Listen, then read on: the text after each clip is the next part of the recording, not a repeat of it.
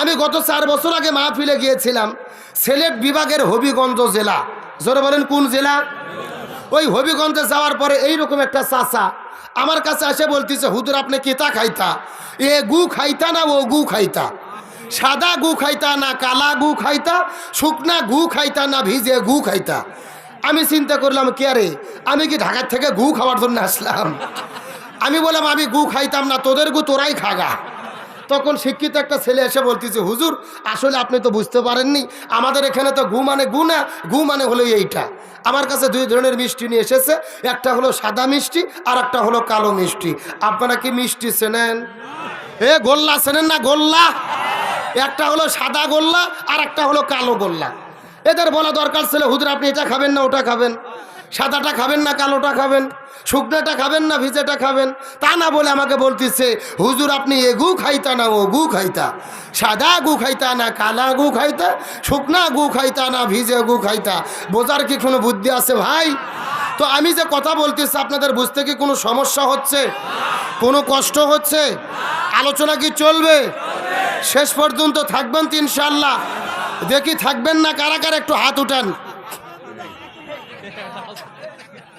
এই হলো হুজুগে বাঙালি, যাই বলে আয় রে তারই সাথে যাই রে, বোঝা শোনা নাই রে। এরকম হুজুগে বাঙালি হলে হবে না। সত্য সত্য শেষ পর্যন্ত থেকে আখেরি মোনাজাত করে কারা কারা যেতে চান টান টান করে 2টো হাত আল্লাহকে তুলে দেখান। লিল্লাহি তাকবীর। এ সাউন্ড হয়নি, হাত টান টান উঠান তো দেখি। এই চাচাই ভাই হাত উঠাও দেখি, হাত উঠাও সব, একটু গলা কাকার দেন তো দেখে। লিল্লাহি তাকবীর। আল কোরআনের আলো, আল হাদিসের আলো, দুনিয়ার মুসলিম ইসলামের শত্রুরা কোরআন আছে যেখানে, হাদিস আছে যেখানে, সুদ ঘুষ যেখানে, দুর্নীতি যেখানে, স্টার জলসা যেখানে, আলেম ওলামা যেখানে, লিল্লাহি তাকবীর। আলহামদুলিল্লাহ বলেন। যাক, এতক্ষণে বোঝা গেল শিবগঞ্জে আজকে মাহফিল একটা হচ্ছে। কথা বলেন ঠিক কিনা? আপনারা সবাই কিন্তু হাত তুলে ওয়াদা করলেন শেষ পর্যন্ত থাকবেন। এখন না থাকে যদি উঠে চলে যান, ওয়াদা ভঙ্গ করা কিসের লক্ষণ? কোনো চা লাগবে না, সাইড করেন। চা আমাকেও দেবেন না, কাউকে দেবেন না। চার বাক্স বন্ধ করেন, বন্ধ করে থন। চা আমাকে যদি 1 কাপ দেয়, সবাইকে আপনাদেরকেও দেওয়া লাগবে। কথা কন না কে? আপনারা হাজার হাজার লোক বসে থাকবেন আর আমি চা খাবো, এটা বেদবি ছাড়া কিছু নয়। কথা কন ঠিক কিনা? সব বন্ধ করেন, চার ব্যবসা বন্ধ। আমার দিকে লক্ষ্য করেন। তাহলে হাত তুলে ওয়াদা করলেন থাকবেন, যদি উঠে চলে যান ওয়াদা ভঙ্গ করা কিসের লক্ষণ? আরো জোরে বলেন। আপনারা কি মুনাফিক হতে চান? হতে চান কি চান না, এটা আখেরি মোনাজাতের আগে বোঝা যাবে। শুধু লক্ষ্য করে দেখেন আপনাদের কাছ থেকে কে উঠে চলে যায়। যে উঠে যাবে মনে করবেন এরাই হলো মুনাফিকের বংশধর। রাজি আছে তো ইনশাআল্লাহ? আসেন আমি সরাসরি কোরআন থেকে আলোচনা শুরু করি। আজকে আমরা যে সূরা থেকে আলোচনা শুনবো, এই সূরাটির নাম হলো সূরা মায়দা। কি নাম বললাম? সূরা মায়দার 67 নম্বর আয়াতে কারিমা লক্ষ্য করুন। আল্লাহ তাআলা সর্বপ্রথম বলতেছেন, ইয়া আইয়ুহার রাসূল, হে রাসূল, বাল্লিগ, আপনি তাবলীগ করেন। বলেন সুবহানাল্লাহ। বাল্লিগ শব্দটি হলো আমরের সিগা। আমর শব্দের অর্থ হলো আদেশ করা, অর্ডার করা, কমান্ড করা। আল্লাহ তাআলা নবীকে আদেশ করে বলতেছেন, বাল্লিগ, আপনি তাবলীগ করেন। তাহলে চিৎকার করে বলেন, তাবলীগ করতে হবে হুকুম কার? আরো জোরে। এখন বলেন, আল্লাহ যেটা হুকুম করে এটা সুন্নাত হয় না নফল হয়? বুঝে কোন সুন্নাত না নফল? সকলে কি মনে করেন? ফরজ। তাহলে চিৎকার করে বলেন, তাবলীগ করাকে ফরজ করেছেন কে? আরো জোরে। এখন বলেন, বাংলাদেশে তাবলীগ নামে একটা দল আছে না নাই? এখন বুঝে শুনে কথা কন, তাবলীগ কি শুধু ওই তাবলীগ দলের উপরে করা ফরজ, না পৃথিবীর সব মুসলমানদের উপরে করা ফরজ? খুব ভালো করে বুঝবেন। এই 2 মিনিট যদি না বোঝেন পুরো আলোচনা বোঝার কোনো বুদ্ধি নেই। রসুল বলতেছেন, আল্লাহ আপনি তো তাবলীগ করতে বললেন, আমি কি দিয়ে তাবলীগ করব?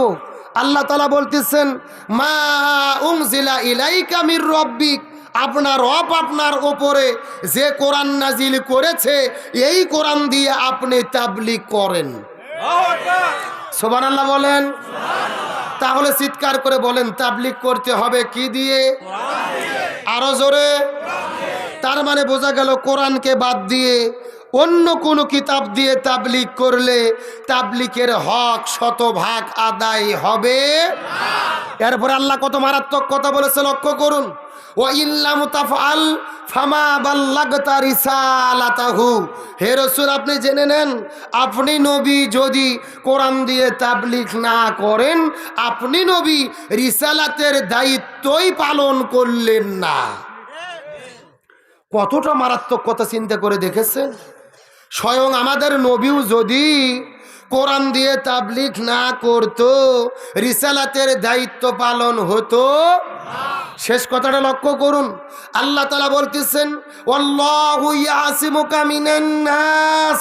হে রাসূল আমি খুব ভালো করে জানি, আপনি নবী যদি কোরআনের আন্দোলন করতে যান, কোরআনের তাবলীগ করতে যান, কোরআনের দাওয়াত দিতে যান, আবু জেহেল, উতবা, সাইবা, উলিদ বিন মুগিরা, আবু জেহেল, ফিরাউন এর প্রেতাত্মারা আপনার বিরুদ্ধে ষড়যন্ত্র করবে, আপনাকে হত্যার পরিকল্পনা করবে।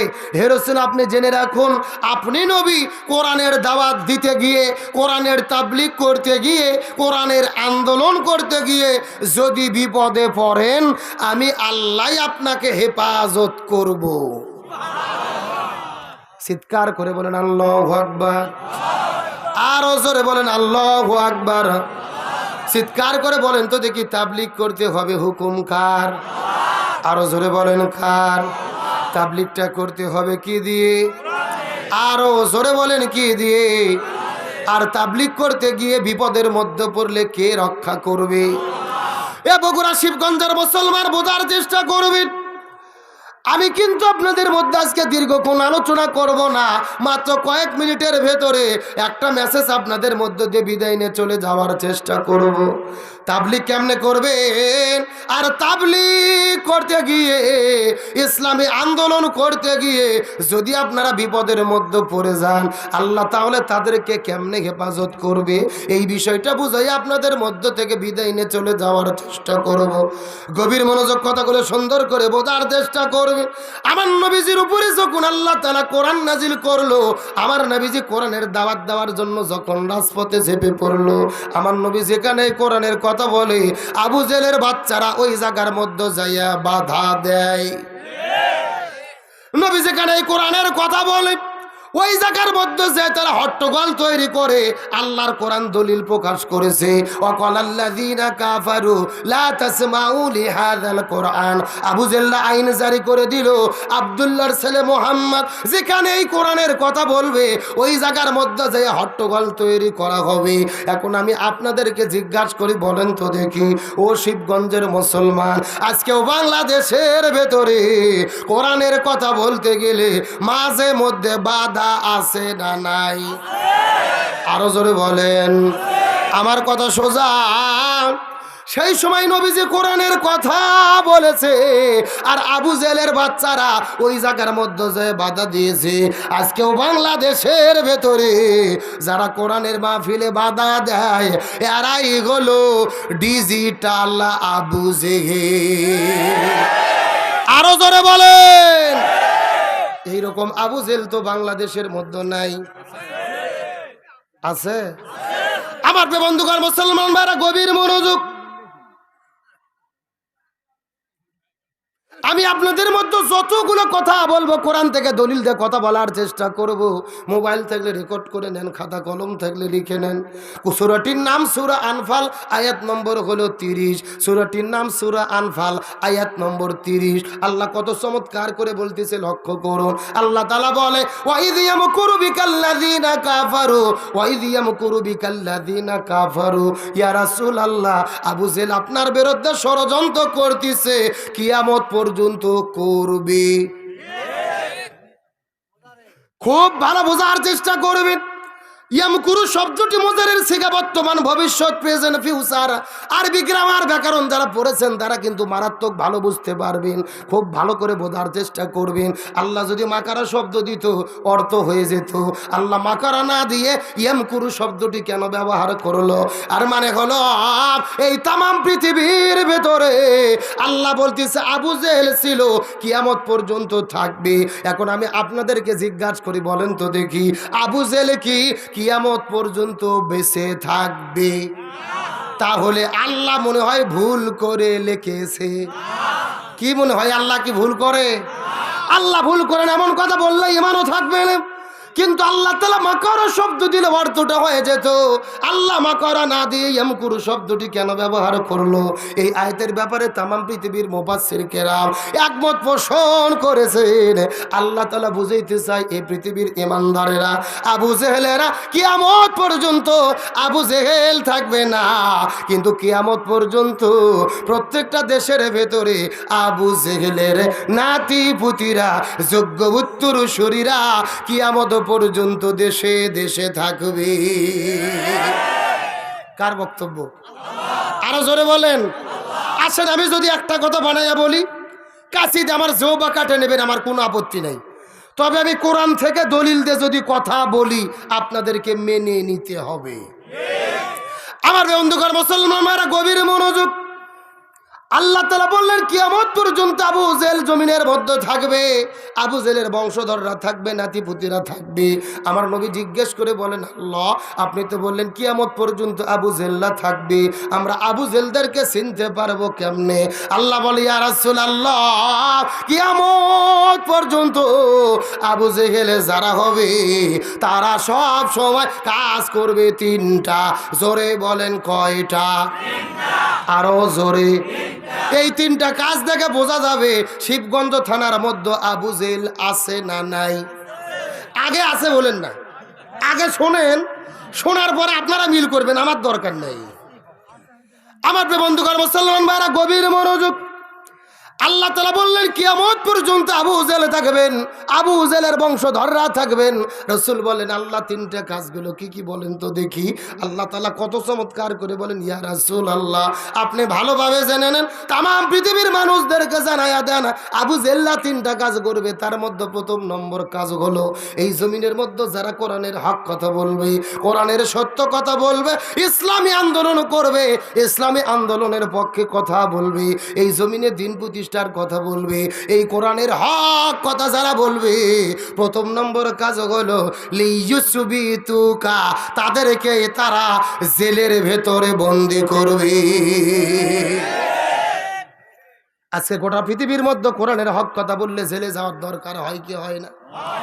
এই বাংলাদেশি শাইখুল হাদিস ইবনুল শাইখুল হাদিস সিংহের মতো গর্জন দিয়ে বাঘের বাচ্চার মতো যিনি কথা বলেন, আল্লামা মামুনুল হক। কথা কর না কে? শিশু বক্তা নামে পরিচিত রফিকুল ইসলাম মাদানী, আমার প্রিয় ভাই মুফতি আমির হামজা।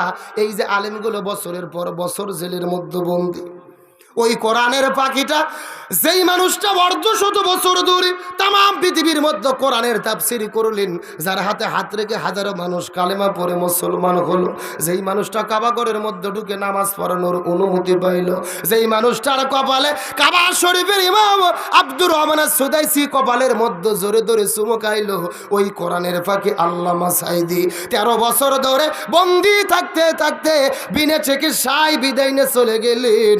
ওই আলেমগুলো খাসার মধ্যে বন্দী হয়, আলেমদের কোনো অপরাধ নাই, তাদের অপরাধ হলো একটা, তারা জমিনের ভেতরে কোরআনের আসল তাবলীগ করেছে।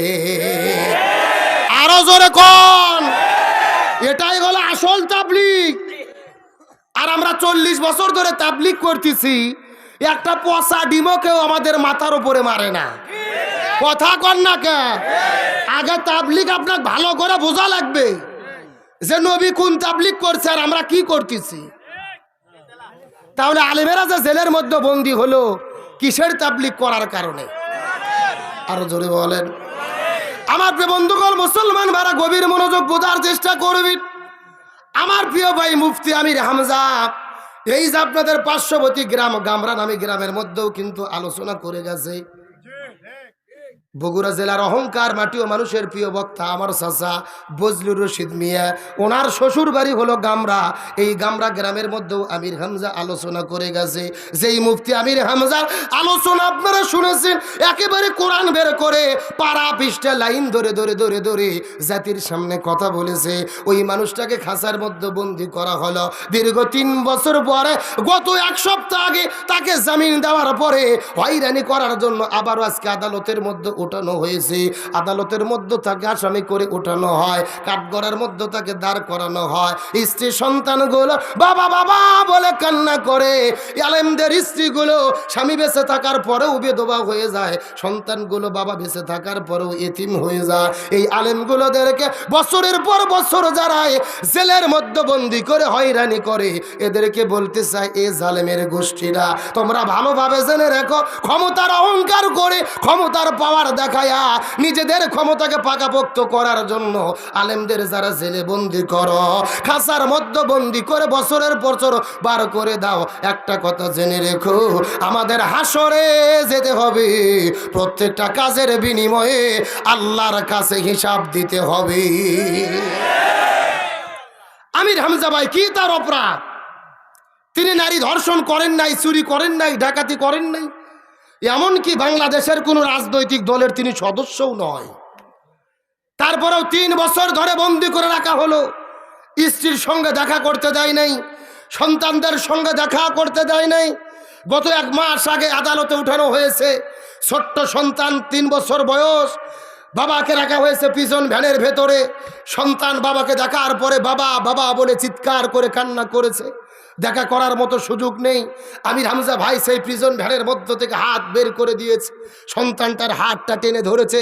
সন্তান বাহিরে ঝোলে, বাবা ভেতরে কান্দে, সন্তান বাহিরে কান্দে। পুরো পৃথিবীর মানুষ যাই ছবিটা দেখার পরে কান্না করেছে।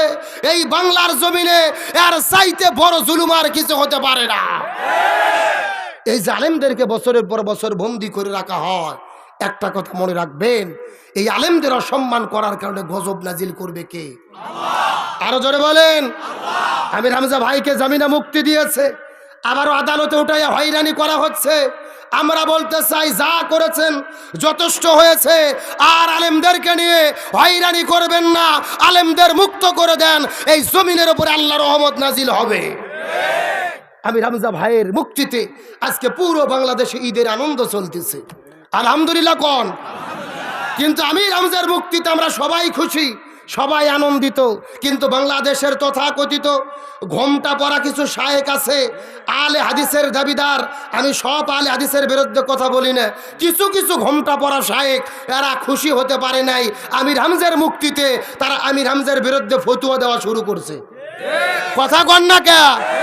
এদের কাজ শুধু এসে ঘরে বসে ফতুয়াবাজি করা, রাজপথে নামে না। একজন জিজ্ঞেস করছে শাইখ মুজাফফর বিন মহসিনকে, আমির হামজার কি আলোচনা শোনা যাবে? আমির হামজার থেকে কি জ্ঞান নেওয়া যাবে? তখন তিনি বলছেন না, আমির হামজার মাহফিলে যাওয়া যাবে না, তার থেকে জ্ঞান নেওয়া যাবে না, তার কথা শোনা যাবে না। কেন? তখন বলতেছে কারণ কি? আমির হামজা তো 2 টাকার হুজুর না। বাংলাদেশের 3 লাইনে পড়াশোনা করা যায়, কওমি, আলিয়া, জেনারেল লাইন, ইউনিভার্সিটি। তিনি কওমি অঙ্গনে দাওরাই হাদিস পাশ করে মুফতি পাশ করেছেন। তিনি কোরআনের একজন হাফেজ। তিনি আলিয়া মাদ্রাসায় কামেল পাশ করেছেন। তিনি ইসলামী বিশ্ববিদ্যালয় থেকে অনার্স মাস্টার্স ডিগ্রি কমপ্লিট করেছে। বাংলাদেশের সব পড়া শেষ, তারপরে তার কেন ওয়াজ শোনা যাবে না? তখন উনি বলতেছে আমির হামজার আকীদা খারাপ। জোরে বলেন কি খারাপ? মানে ওনাদের আকীদা শুধু ভালো আর সবার আকীদা খারাপ। ওনারা সই আকীদা ডিলেন নিয়ে বসে থাকে।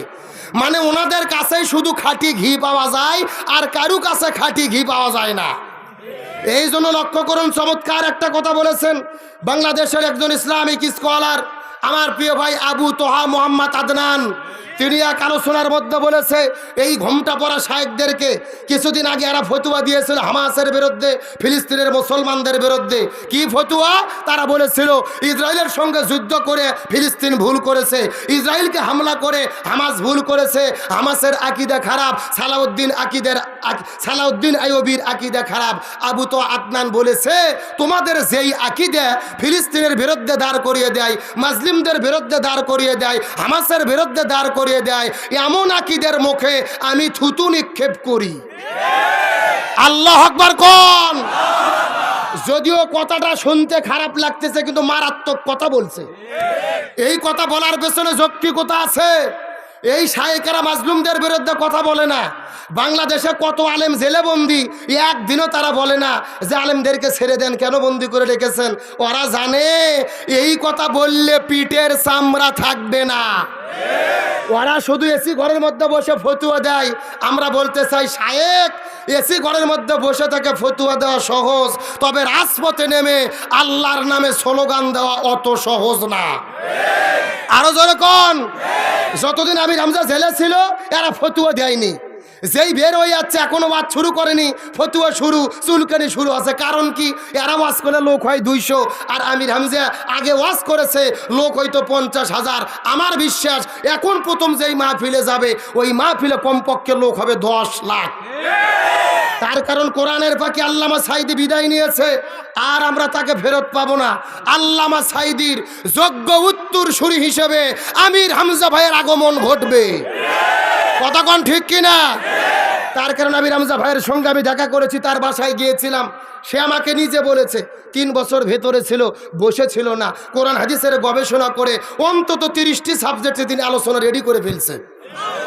তবে আজকে তিনি বিশেষ বার্তা দিয়েছে। আমির হামজা ভাই আজকে বিশেষ একটা লাইভ বার্তা দিয়েছে বাংলাদেশের মানুষের কাছে। নির্বাচন পর্যন্ত তিনি কোনো মাহফিল করবে না। নির্বাচনের পরে জানুয়ারির 15-20 তারিখে দেশের পরিবেশ যদি স্বাভাবিক হয় তখন তিনি আলোচনা শুরু করবে, মাহফিলে আসবে। কারো মাধ্যমে দাওয়াত দিয়ে, টাকা দিয়ে যেন আপনারা প্রতারিত না হন, এটা তিনি জানার জন্য লাইভে এসে বার্তা দিয়েছে। একটা কথা ওই শায়েকদেরকে বলতে চাই, আমির হামজা মাঠে না নামতেই আপনাদের চুলকানি শুরু হয়েছে। আমির হামজার ওয়াজে যখন 10 লাখ লোক হবে তখন তাদের জ্বলনি শুরু হবে। এ কথা কন না কে? এই জন্য বলবো এখন আপনাদের চুলকানিতে দয়া করে পাগলা মলম লাগান। তারপরে 10 লাখ লোক এলে যখন জ্বলনি শুরু হবে তখন অ্যান্টিবায়োটিক না খেলে ভালো হবে না। কিন্তু একটা কথা ভালো করে বোঝেন, এই যে আবু তো আদনান বলেছে আপনাদের আকীদের মুখে আমি থুতু নিক্ষেপ করি, তখন শাইখ মুজাফফর বিন মুহসিন বলেছে তোমরা আবারও আবু তো আদনানকে দাওয়াত দেবা, এ হলো শয়তান, এ হলো জাহেল, তাকে দাওয়াত দিয়ে নিয়ে এসে তার মুখের মধ্যে তোমরা প্রসাব করবা। নাউজুবিল্লাহ বলবেন না? এরা কথাই কথায় সহি হাদিসের জিকির করে। এখন আমরা বলতে চাই প্রিয় শায়েক, সহি হাদিস ছাড়া কথা বলেন না, আমলও করেন না। তে আপনি একজন বক্তাকে দাওয়াত দিয়ে পিটানোর ঘোষণা দিলেন, মুখে প্রসাব করতে বললেন, এই সহি হাদিস কোথায় পাইছেন? এ কথা কর না কে? তুমি একজন আলেমের মুখে প্রসাব করতে বলো, পিটাতে বলো, আর সহি হাদিসের জিকির করো, এগুলো ভণ্ডামি বাটপারি ছাড়া আর কিছু হতে পারে না। সুতরাং যারা মাজলুমদের পক্ষে থাকে না এরা কখনো হক্কানি আলেম হতে পারে না। আল্লাহ আমাদের সঠিক বুঝ দান করুক, বলেন আমিন। তাহলে চিৎকার করে বলেন আবু জেল্লা কয়টা কাজ করবে? আরো জোরে বলেন। আমার প্রিয় বন্ধুগণ, মুসলমান ভাইরা গভীর মনোযোগ। আবু জেল্লা 3টা কাজ করবে। তার মধ্যে প্রথম নম্বর কাজ হলো যারা হক কথা বলবে তাদেরকে জেলের মধ্যে বন্দী করবে। কথাগুলো সুন্দর করে বোঝার চেষ্টা করবেন। এই জন্য ইমাম তাইমিয়া রাহমাতুল্লাহ আলাইহি বলেছেন, তোমরা যদি হক্কানি আলেম দেখতে চাও, হক্কানি আলেম কিন্তু সব জায়গার মধ্যে পাওয়া যাবে না। হক্কানি আলেম পাওয়া যাবে 3 জায়গার ভেতরে। জোরে বলেন কয় জায়গা? আরো জোরে। হক্কানি আলেম পাওয়া যাবে 3 জায়গার ভেতর। তার মধ্যে প্রথম নম্বর জায়গা হলো হক্কানি আলেম পাওয়া যাবে অন্ধকার কবরের ভেতরে। কিসের ভেতরে? তার কারণ হক্কানি আলেমদেরকে জালেমের বাচ্চারা বেশি দিন জমিনের মধ্যে বেঁচে থাকতে দেয় না, তাদেরকে ষড়যন্ত্র করে জমিন থেকে বের করে দেওয়া হয়। এই জন্য তোমরা যদি হক্কানি আলেম দেখতে চাও, 1 নম্বর দেখা লাগবে অন্ধকার কবরের ভিতরে। আর 2 নম্বর তোমরা যদি হক্কানি আলেম দেখতে যাও, 2 নম্বরে হক্কানি আলেম যদি তোমরা দেখতে চাও, 2 নম্বরে হক্কানি আলেম পাওয়া যাবে জালেমের জেলখানার ভেতরে। জোরে বলেন কোথায়? এই আলোচনা যখন আমরা করি অনেকের মনের মধ্যে কষ্ট লাগে। আমরা যদি বলি খাবার পরে মিষ্টি খাওয়া সুন্নাত, ওরা বলে সুবহানাল্লাহ সুবহানাল্লাহ, তার মানে আরো খাবার চাই। কিন্তু আমরা যখন বলি আমার নবীজি 3.5 বছর জেলের মধ্যে বন্দী ছিল, জেলে যাওয়াও হলো সুন্নাত, তখন কিছু কিছু অ্যালার্জি ব্যারামে রোগী আছে, এরা ডাক দিয়ে বলে আব্দুস সালাম যুক্তিবাদী হুজুর রাজনীতি করে। আরো জোরে কর। এ মুসলমান, তোমাদের ইতিহাস বলে গেলে চলবে না। আমি কথা কিন্তু দলিল আপনাদের মধ্যে বলতে চাইছি। এই বাংলাদেশের ভেতরে আমরা 90% মুসলমান ইমাম আবু হানিফা রহমতুল্লাহ আলাইহি ইমাম বলে মেনে থাকি। ওই ইমাম আবু হানিফা তিনিও কিন্তু 3 বছর জেলে বন্দী ছিল। আরো জোরে বলেন। এই বাংলাদেশে যারা আলে হাদিসের ভাইরা আছে, কথাই কথাই বোখারি বোখারি শরীফ বলে জিকির করেন, ওই বোখারি শরীফ যিনি লিখেছেন ইমাম বোখারি, তিনিও 2 বছর জেলে বন্দী ছিল। ইমাম মালিক রহমতুল্লাহ আলাইহি 3 বছর জেলে বন্দী ছিল। আমার নবীজি 3.5 বছর জেলের মধ্যে বন্দী ছিলেন। ইউসুফ আলাইহিস সালাম 10 বছর জেলের মধ্যে বন্দী ছিল। তার মানে বোঝা গেল হক্কানি আলেমদের ইতিহাস হলো ওই জালেমের জেলখানায় থাকার ইতিহাস। এই জন্য হক্কানি আলেমদেরকে 3 জায়গার মধ্যে পাওয়া যাবে। 1 নম্বর হলেন অন্ধকার কবরের ভেতরে, 2 নম্বর হলেন জালেমের জেলখানার ভেতরে, আর 3 নম্বর হলো হক্কানি আলেম পাওয়া যাবে জিহাদের ময়দানে। হক্কানি আলেম শুধু মসজিদের মধ্যে বসে জিকির করবে না, হক্কানি আলেম শুধু খানকা শরীফে বসে ফিকির করবে না, হক্কানি আলেম শুধু মাদ্রাসায় বসে বোখারি শরীফ পড়াবে না। হক্কানি আলেম যারা হবে মসজিদে নামাজ পড়ার পাশাপাশি, ওই মাদ্রাসায় হাদিস পড়ার পাশাপাশি, খানকা শরীফে ফিকির করার পাশাপাশি রাজপথে নেমে বাতিলের বিরুদ্ধে স্লোগান দেবে। আরো জোরে কোন কথা ঠিক কিনা? এই হক্কানি আলেম কি বর্তমানে বাংলাদেশে আছে? এ জোরে বলেন আছে? 2-4 জন যারা আছে তারাই ভেতরে গেছে। এ কথা কোন? এই মাঝখান থেকে দাঁড়ালো এই লোকটাকে 1 নম্বর আছে, তাহলে ছেড়ে দেন, তাছাড়া কাপড় নষ্ট করবে। শোনেন, আবু জেলের ওয়াজ শুনে উঠে যাওয়া কিন্তু লক্ষণ ভালো না। কে ও উঠবে, অন্য সময় উঠবে। আবু জেলের কথা শুনে উঠে যাওয়া মানে বুঝতে হবে ভেজাল। জোরে বলেন ভেজাল।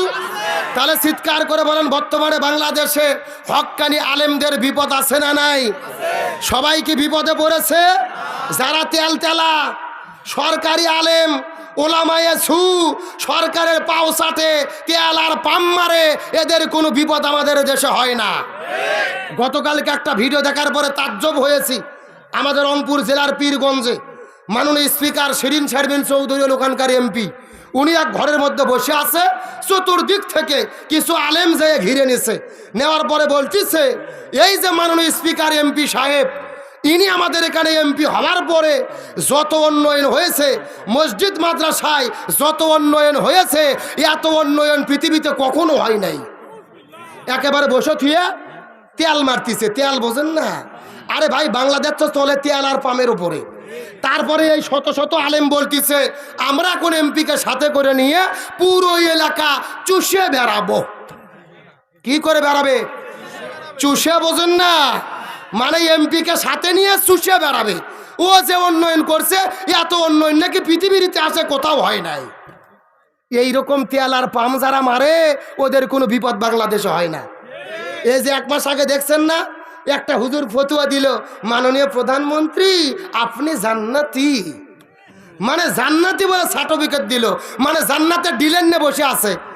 মানে জান্নাত ওর মামার বাড়ির আবদার, ও যাকে খুশি তাকে জান্নাতে দেবে। এগুলো সিটারি বাটপারি ছাড়া আর কিছু নয়। কে রে বাটপার, তুই জান্নাত যাবো কি না যাবো তার গ্যারান্টি নাই, ও আর একজনক জান্নাত ঢুকে দিচ্ছে। এরকম তেল তেলা হুজুর আছে না নাই?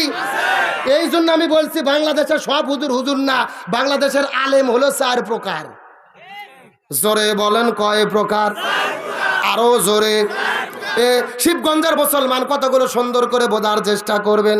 বাংলাদেশের আলেম হলো 4 প্রকার। 1 নম্বর হলো সরকারি, 2 নম্বর হলো দরকারি, 3 নম্বর তরকারি, আর 4 নম্বর হলো দরবারি। চিৎকার করে বলেন তো দেখি কয় প্রকার? 1 নম্বর সরকারি, 2 নম্বর তরকারি, 3 নম্বর দরবারি, আর 4 নম্বর হলো দরকারি। 1 নম্বর আলেমের নাম হলো সরকারি আলেম।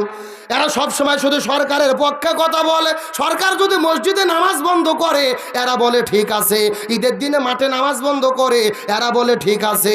মাহফিলগুলো বন্ধ করে দেয়, এরা বলে ঠিক আছে। তার মানে সরকার যা বলে এরাই সেটা সমর্থন করে। এইরকম আলেম আছে না নাই? এইগুলো আলেম সরকারি আলেমে, হাদিসের ভাষায় হলো ওলামায়ে সু। আর এই সু মার্কা আলেমদেরকে দিয়ে আল্লাহ প্রথম জাহান্নাম উদ্বোধন করবে। কথাগুলো সুন্দর করে বোঝার চেষ্টা করবেন। এইগুলো হলো সরকারি আলেমে। 2 নম্বর হলো তরকারি। জোরে বলেন কি? তরকারি মানে হলো খাওয়া যেই দিকে এরাও সেই দিকে। 10,000 টাকা যদি দান করে সুদখোরক জান্নাত ঢুকে দেয়। এ কথা কোন? আর মসজিদের মধ্যে আসার পরে ঘুষখোর যদি 20,000 টাকা দান করে ওকেও জান্নাতি বলে দেয়। ইসলামী ফাউন্ডেশনের যদি চাকরি দেয় জান্নাতের সার্টিফিকেট দিয়ে ছাড়িয়ে দেয়। মানে শোনেন, কে সুদ খায়, কে ঘুষ খায়, কে জিনাখোর, কে কি করে ওটা দেখার টাইম নাই। টাকা যারা দেয় ওদের পক্ষে থাকে। মানে খাওয়া যেই দিকে ওরা সেই দিকে। এরকম লোক আছে না নাই?